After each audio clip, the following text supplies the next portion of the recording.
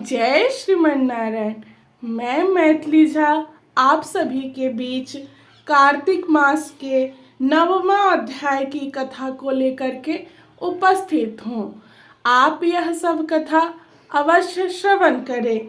आइए इस कथा को श्रवण करते हैं। पृथु बोले, हे मुनीश्वर, आपने जो अभी कार्तिक के व्रत में तुलसी की जड़ में विष्णु भगवान का पूजन कहा है, इसीलिए मैं तुलसी के महात्म्य को पूछना चाहता हूँ। वह भगवान को इतनी प्यारी कैसी हुई? हे नारद, वह कहाँ और कैसे उत्पन्न हुई? तुम सर्वज्ञ हो, यह सब मुझे भी बतलाइए। नारद जी बोले, प्राचीन काल में एक बार इंद्र अप्सराओं और देवताओं के साथ शिव के दर्शन के लिए कैलाश पर गए। वहां इंद्र ने भीमकर्मा नामक भयंकर एक आंख वाला एक पुरुष देखा। इंद्र ने पूछा, तू कौन है और शिवजी कहाँ गए हैं? ऐसा बार बार पूछने पर भी उसने उत्तर न दिया। अब इंद्र अत्यंत क्रोधित हो बोले, तूने मेरी बात का कुछ भी उत्तर नहीं दिया, इससे मैं तुझे वज्र से मारता हूँ। हे दुर्मते, तेरा रक्षक कौन है? इंद्र ने यह कहकर बलपूर्वक वज्र मारा, लेकिन इंद्र का वज्र तथा भुजाएं स्तंभित हो गई। इसी पर इंद्र ने अति क्रोध किया। वह पुरुष स्वयं शिव थे। बृहस्पति ने प्रणाम किया तथा इंद्र को भी उनके चरणों में झुकाया। वे अति करुणा भरे शब्दों में रुद्र की स्तुति करने लगे। हे महादेव, दीनों के हितकारी, आप अपना क्रोध शांत करें और इंद्र को क्षमा प्रदान करें।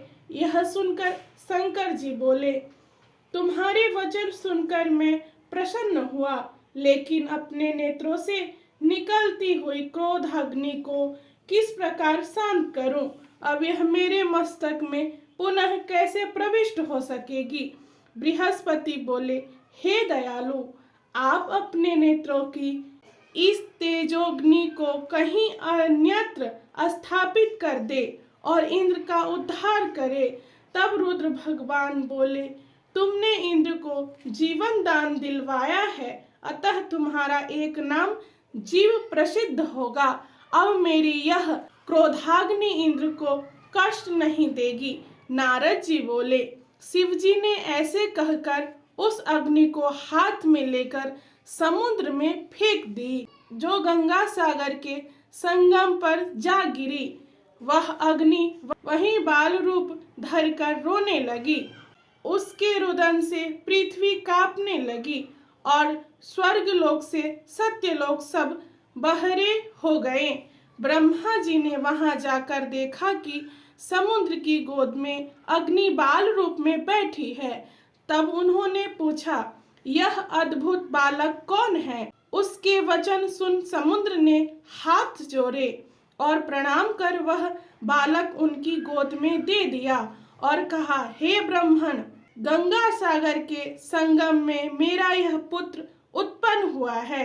हे जगत गुरु, इसके जाति कर्मादि संस्कार करिए। नारद जी बोले, यह बात हो रही थी कि उस बालक ने ब्रह्मा जी की दाढ़ी पकड़ ली और उनको बार बार हिलाने लगा, जिससे ब्रह्मा के नेत्रों से आंसू गिरने लगे। बड़ी कठिनाई से दाढ़ी छुड़ाकर ब्रह्मा सागर से बोले कि इसने हमारे नेत्रों का जल निकाला है, इससे इसका नाम जलंधर होगा। यह संपूर्ण शास्त्रों का जानने वाला होगा और इसको रुद्र ही मार सकेगा। नारद जी बोले, ऐसे कहकर उन्होंने शुक्राचार्य को बुलाकर जलंधर को राजगद्दी पर बैठाया। ब्रह्मा जी अंतर्ध्यान हो गए। सागर अपने पुत्र को देख प्रसन्न हुआ। कालनेमी ने प्रभावित होकर अपनी कन्या वृंदा का विवाह जलंधर के साथ कर दिया।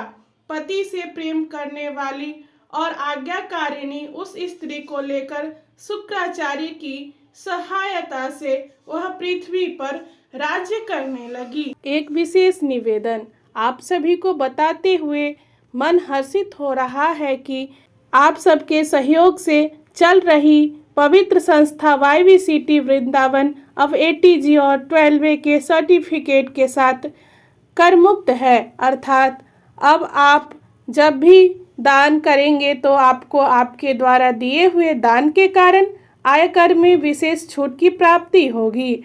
आयकर की छूट के लिए आपको अपना आधार कार्ड और पैन कार्ड का साफ फोटो भेजना होगा, फिर आपको आयकर में भी लाभ मिलेगा।